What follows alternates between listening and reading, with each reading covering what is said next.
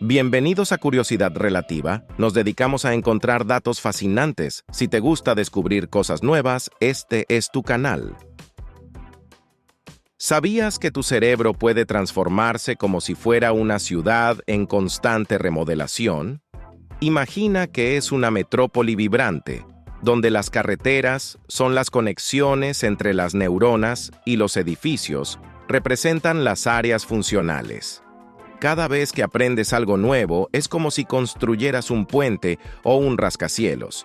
Y si dejas de usar ciertos caminos, esos puentes se desmoronan lentamente. Esto es lo que llamamos plasticidad cerebral, la asombrosa capacidad del cerebro para adaptarse, cambiar y reorganizarse a lo largo de nuestra vida. Piensa en esto. Cuando eras un niño aprendiendo a andar en bicicleta, al principio todo era torpe y caótico. Sentías que necesitabas toda tu atención para mantener el equilibrio, pedalear y no caer. Con el tiempo, practicar repetidamente fue como pavimentar una nueva carretera neuronal. Cada intento fortalecía las conexiones que te permitían montar la bicicleta con confianza. Y ahora, incluso años después de no haber montado, tu cerebro recuerda cómo hacerlo porque esa carretera está bien construida. Este proceso de crear y reforzar conexiones es una de las maravillas de la plasticidad cerebral. Pero aquí no se trata solo de aprender habilidades nuevas. La plasticidad también actúa como un superhéroe silencioso cuando ocurren tragedias. Por ejemplo, si una persona pierde la capacidad de hablar después de un accidente cerebrovascular, otras áreas del cerebro pueden asumir esa función. Es como si el tráfico de esa carretera principal dañada se desviara a caminos alternativos, permitiendo que el cerebro encuentre rutas nuevas para llevar a cabo tareas esenciales. Este fenómeno, conocido como plasticidad funcional, ha permitido a muchas personas recuperar habilidades perdidas con terapias y rehabilitación. Ahora, si alguna vez has intentado aprender un idioma en la adultez, quizás sentiste que tu cerebro estaba algo oxidado.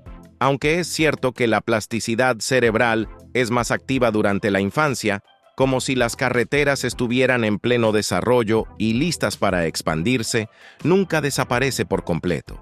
Por eso, al aprender un idioma nuevo o tocar un instrumento musical, literalmente cambias la estructura de tu cerebro, engrosando áreas como el córtex prefrontal y el hipocampo.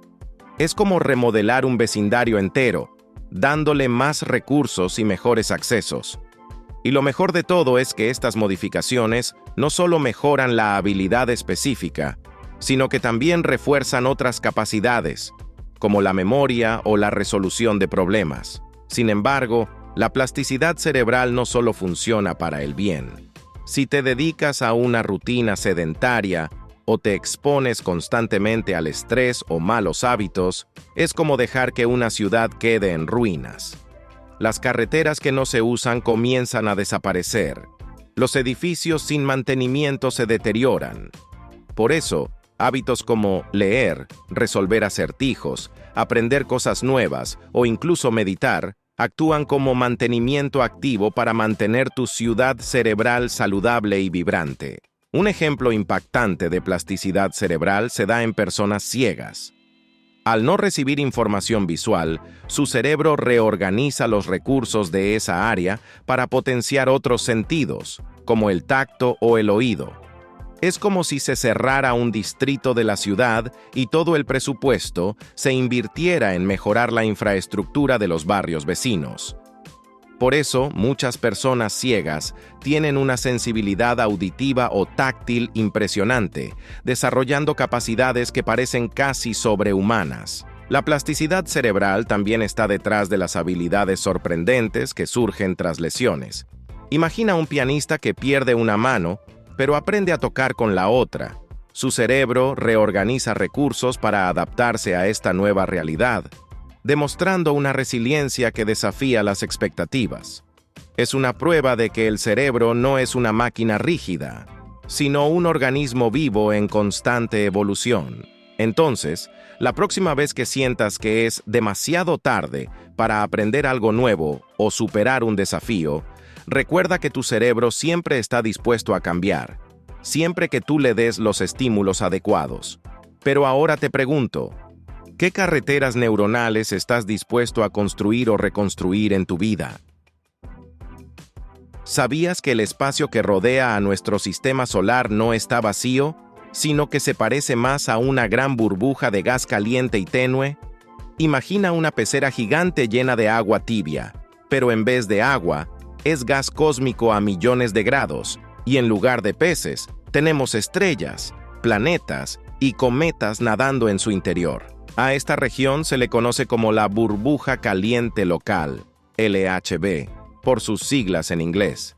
Y aunque fue descubierta hace 50 años, nuevos estudios han revelado secretos fascinantes que podrían cambiar la forma en que entendemos la Vía Láctea. Recientemente, un grupo de astrofísicos logró crear un mapa tridimensional de esta burbuja usando los datos del telescopio espacial eROSITA, una herramienta de observación de rayos X.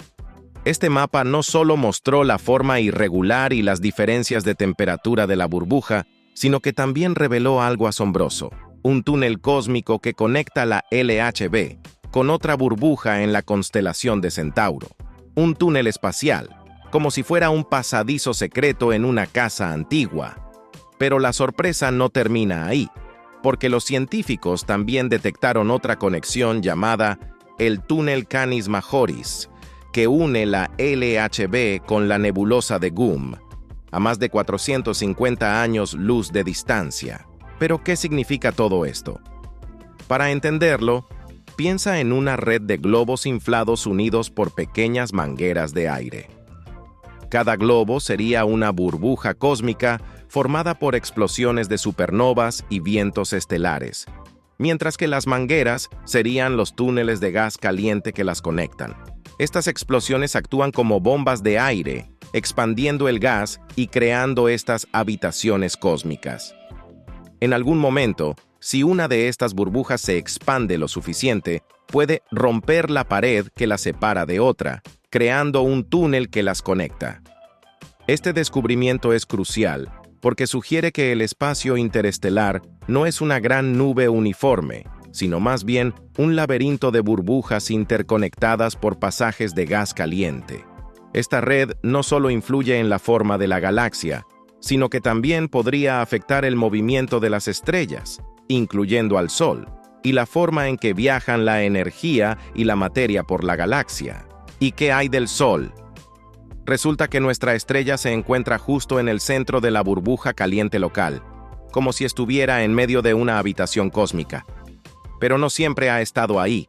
De hecho, el Sol entró en la LHB hace apenas unos pocos millones de años y, como se mueve constantemente por la galaxia, eventualmente la abandonará para ingresar a otra región interestelar.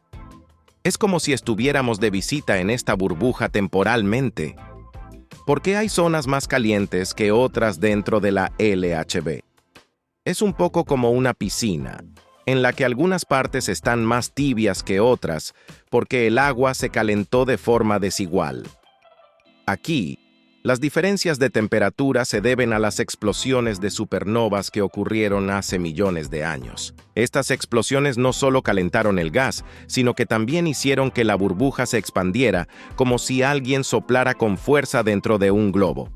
Curiosamente, los datos muestran que el hemisferio norte galáctico es más frío que el sur, lo que sugiere que la historia de las explosiones no fue la misma en todas direcciones. Ahora, volvamos a los túneles. ¿Para qué sirven? Aunque no son pasadizos para naves espaciales, sí son claves para la dinámica de la Vía Láctea. Los astrofísicos creen que estas conexiones son el resultado de la retroalimentación estelar, un proceso en el que los vientos de estrellas masivas, las explosiones de supernovas y los chorros de estrellas recién formadas empujan el gas circundante, formando estructuras gigantes como la LHB y sus túneles. Este sistema interconectado ayuda a que el gas y la energía fluyan de una región de la galaxia a otra, un poco como si fueran ríos subterráneos que transportan agua de un lago a otro. ¿Y por qué esto es importante para nosotros? Pues porque estas burbujas y túneles cósmicos no solo nos dan pistas sobre la historia de nuestra región galáctica, sino que también podrían afectar futuras misiones espaciales. Por ejemplo, si alguna vez enviamos sondas a explorar más allá de la LHB, tendríamos que tener en cuenta las diferencias de densidad y temperatura del gas, que podría interferir con los sistemas de comunicación y navegación. Los hallazgos del telescopio Rosita también abren la puerta a una nueva forma de entender la galaxia. Antes, los astrónomos veían el espacio interestelar como una gran sopa de gas, pero ahora se dan cuenta de que es más parecido a un queso suizo, lleno de agujeros, burbujas y pasajes secretos, túneles. Esto plantea una pregunta emocionante. ¿Cuántas otras burbujas y túneles aún no hemos descubierto en la Vía Láctea? ¿Sabías que la luz puede comportarse como una pelota de ping-pong y, al mismo tiempo, como una ola en el agua? Aunque suene extraño, esta dualidad ha sido uno de los mayores misterios de la física y aún hoy sigue asombrando a los científicos. Para entenderlo, hay que remontarse varios siglos atrás, cuando las mentes más brillantes del mundo trataban de responder una pregunta aparentemente simple: ¿qué es la luz? En el siglo XVII, Isaac Newton propuso que la luz estaba formada por partículas diminutas, como pequeñas canicas que rebotan en superficies lisas, explicando así fenómenos como la reflexión, cuando la luz se refleja en un espejo, o la refracción, cuando la luz se dobla al pasar por el agua. Esta idea fue muy aceptada, porque tenía sentido. Si lanzas una pelota contra el suelo, esta rebota, y eso se parece mucho a cómo la luz se refleja. Sin embargo, no todos estaban de acuerdo. A inicios del siglo XIX, el científico Thomas Young hizo un experimento que cambiaría las reglas del juego. Colocó una pantalla con dos pequeñas rendijas frente a una fuente de luz, y al observar la luz que pasaba por ellas, descubrió algo sorprendente. No se formaban dos franjas de luz, como uno esperaría si la luz fueran canicas rebotando. En cambio, apareció un patrón de barras claras y oscuras, algo típico de las ondas. Imagina tirar dos piedras al agua y ver cómo las ondas se cruzan y forman zonas de calma, interferencia destructiva, y zonas de olas más altas, interferencia constructiva. Eso fue exactamente lo que ocurrió con la luz. El experimento de Young fue un golpe a la idea de Newton. ¿Cómo era posible que la luz actuara como una onda si antes se había demostrado que era una partícula? La discusión se encendió, pero aún faltaba una pieza clave. A finales del siglo XIX, James Clerk Maxwell desarrolló la teoría del electromagnetismo y mostró que la luz era en realidad una onda electromagnética que se propagaba por el espacio, como las ondas de radio o las microondas de tu horno. Esto parecía confirmar que la luz no eran partículas, sino ondas. Caso cerrado. O al menos eso creyeron. El siglo XX trajo una nueva sorpresa. Mientras investigaba el efecto fotoeléctrico, el físico Albert Einstein se topó con algo que las ondas no podían explicar. Cuando la luz golpeaba ciertos metales, hacía que los electrones salieran disparados. Pero solo funcionaba si la luz tenía una energía específica, como si llegaran pequeños golpes de energía en vez de una onda continua. Para explicar esto, Einstein propuso que la luz estaba formada por paquetes de energía llamados fotones. Estos fotones se comportaban como partículas, no como ondas. La idea de Newton volvía a la vida. Para que quede más claro, imagina una manguera de agua. Si abres la llave, el agua fluye de forma continua, como una onda. Pero ahora imagina que, en lugar de agua continua, la manguera dispara pequeñas gotas de agua una tras otra. Cada gota sería como un fotón. Este fue el gran descubrimiento de Einstein, y le valió el Premio Nobel de Física en 1921. Entonces, ¿la luz es una partícula o una onda? Aquí viene la gran sorpresa. Es ambas cosas a la vez. Suena loco, pero la luz tiene una naturaleza dual. En algunas situaciones, como en el experimento de la doble rendija de Young, se comporta como una onda, produciendo patrones de interferencia. Pero en otras situaciones, como el efecto fotoeléctrico estudiado por Einstein, se comporta como una partícula, golpeando la materia de forma puntual, como si fueran pequeñas canicas de energía. Para visualizar esto, piensa en una película de superhéroes donde el protagonista puede cambiar de forma según la situación. La luz hace algo similar. A veces actúa como una ola de agua y a veces como una lluvia de partículas. Esto solo se entiende con la mecánica cuántica, una rama de la física que acepta que, a nivel subatómico, las cosas no se comportan de forma lógica o normal. El físico Christopher S. Baird lo resumió de forma sencilla. Cuando un fotón, la partícula de luz, golpea una superficie, deja una marca puntual, lo que muestra su comportamiento como partícula. Pero si miras todas las marcas juntas, se forma el mismo patrón de interferencia que produciría una onda. Es como si cada gota de lluvia golpeara una pared en puntos concretos, pero al ver la pared completa, te das cuenta de que la lluvia ha creado un dibujo con formas de olas. Esta dualidad onda-partícula es una de las ideas más fascinantes de la física moderna y una pieza clave en la tecnología que usamos hoy.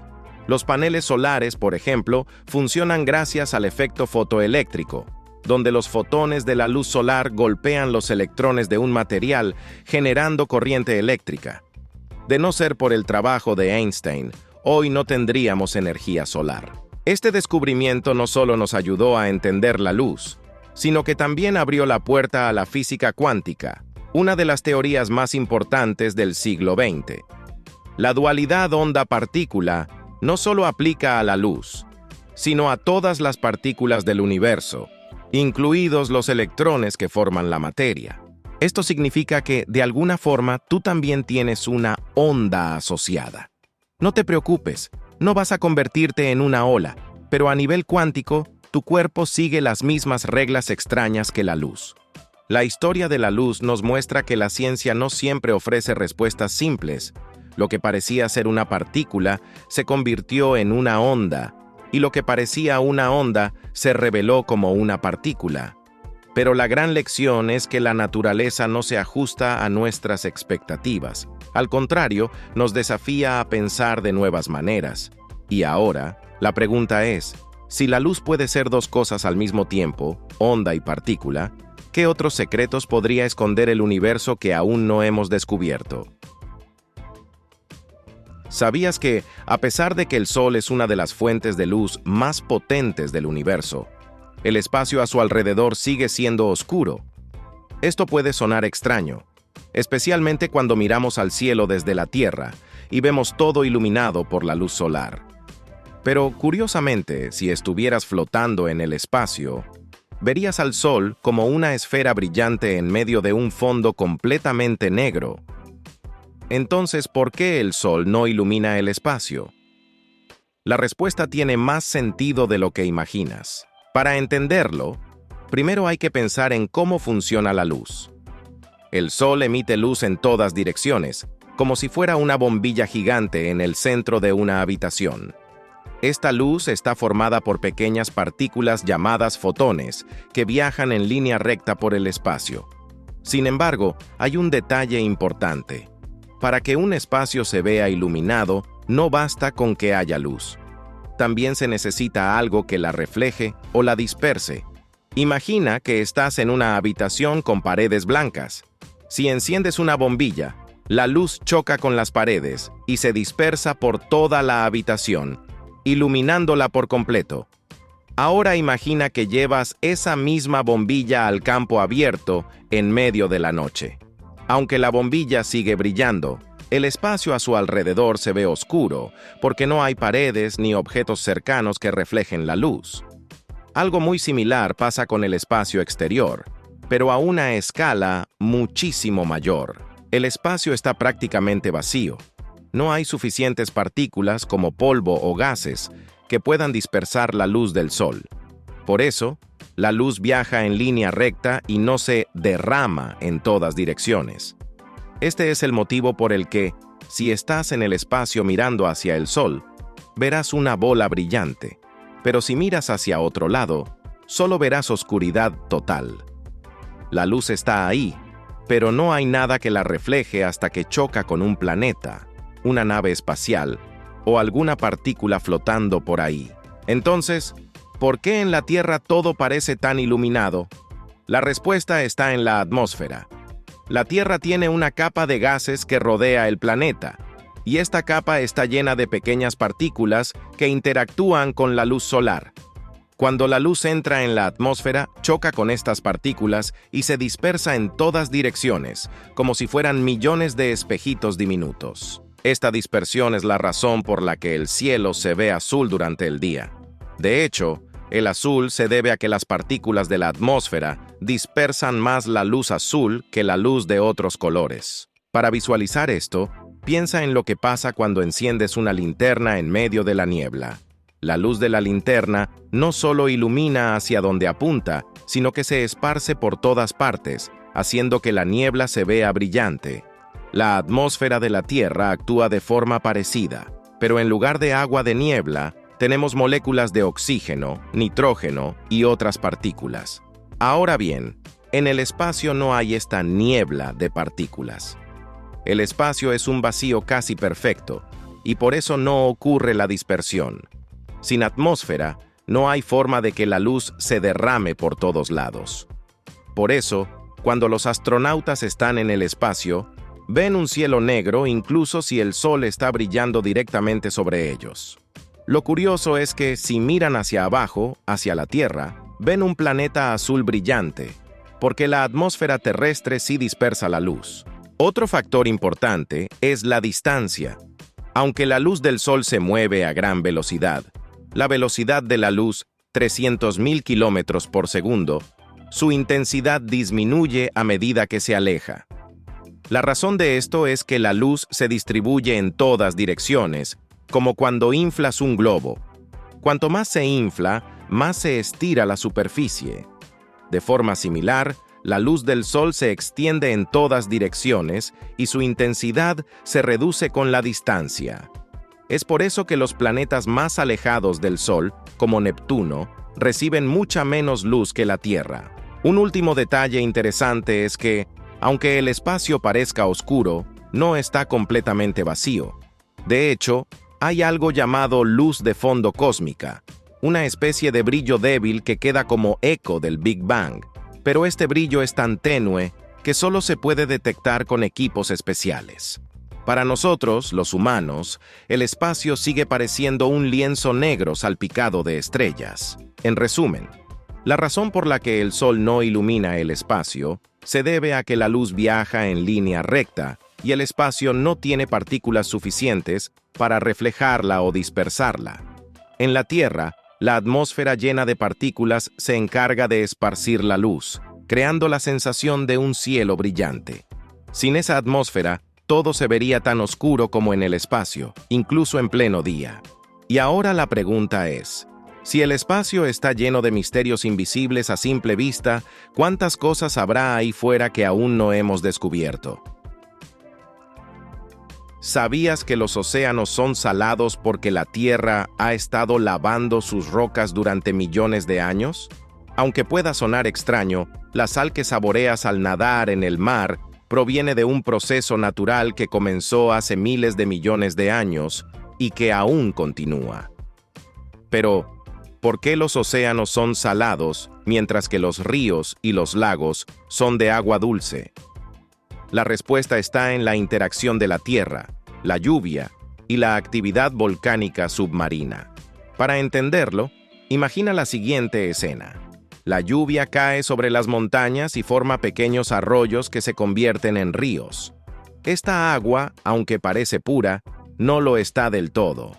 La lluvia, al caer, recoge dióxido de carbono del aire, convirtiéndose en una especie de limonada débil que, al tocar las rocas, las desgasta poco a poco. Este desgaste libera minerales y sales que se disuelven en el agua y son arrastrados por los ríos hacia el océano. Es como si todos los ríos del mundo estuvieran agregando pequeñas pizcas de sal al océano, todos los días, durante millones de años. Ahora bien, Si los ríos también llevan sales, ¿por qué no son salados? La razón es simple. Los ríos están en constante movimiento y reciben agua de lluvia fresca que diluye las sales, por lo que su concentración de sal es bajísima. Los océanos, por el contrario, no pierden agua, solo ganan. Cuando el sol calienta el agua de los océanos, el agua se evapora, pero la sal se queda. Es como hervir agua con sal. El agua se convierte en vapor, pero la sal se queda en la olla. Este proceso ha ocurrido una y otra vez, acumulando la sal en los océanos durante millones de años. Pero hay más. Los volcanes submarinos y los respiraderos hidrotermales también juegan un papel clave. En el fondo del océano hay grietas por donde se filtra agua marina. Esta agua se calienta al entrar en contacto con el magma, alcanzando temperaturas de hasta 400 grados Celsius. Cuando esto ocurre, el agua caliente lava las rocas del fondo marino, disolviendo minerales y sales que luego regresan al océano. De esta forma, el océano recibe una dosis extra de sal directamente desde el interior de la Tierra. Entonces, ¿qué tipo de sal hay en el océano? Aquí entra en juego la química de los iones. La mayoría de la sal del mar está formada por dos ingredientes: sodio, Na y cloruro, Cl. Juntos, estos iones forman el cloruro de sodio, NaCl, que no es otra cosa que la sal de mesa que usas para sazonar la comida. De hecho, si secaras 1 litro de agua de mar, obtendrías unos 35 gramos de sal, lo suficiente para llenar un salero. Pero no todos los mares son igual de salados. Por ejemplo, el mar Mediterráneo es más salado que el océano Atlántico porque tiene menos intercambio de agua dulce y sufre mucha evaporación debido al calor. Por otro lado, el mar Muerto es un caso extremo. Contiene unas 10 veces más sal que el océano. Tanto así que su alta salinidad te permite flotar sin esfuerzo, como si estuvieras en una piscina mágica. Este fenómeno ocurre porque la evaporación es muy intensa y el agua que entra al mar Muerto no tiene por dónde salir, por lo que la sal se concentra cada vez más. ¿Y siempre ha sido así? Pues no. Los océanos antiguos no eran tan salados. Al principio, cuando la Tierra era joven, los mares eran más dulces. Pero con el paso de millones de años, la erosión de rocas, la actividad volcánica submarina y la evaporación constante provocaron que la sal se acumulara. A pesar de todo, los científicos han descubierto que la salinidad del océano se ha mantenido estable durante los últimos 200 millones de años. Esto se debe a que existe un equilibrio natural. Mientras algunas sales se añaden al océano, otras se depositan en el fondo marino formando rocas y minerales. Es como un ciclo constante de entrada y salida de sales. La próxima vez que te sumerjas en el mar y sientas el sabor salado en tus labios, recuerda que estás experimentando el resultado de millones de años de interacción entre la tierra, la lluvia y la actividad volcánica. Ahora, la gran pregunta es, si el océano ha mantenido su salinidad por tanto tiempo, ¿qué otros secretos podría estar guardando bajo sus aguas? Gracias por ver el video de hoy. Esperamos que te haya gustado, si fue así. No olvides suscribirte y activar la campanita de notificaciones para que YouTube te avise cuando subamos nuevo video.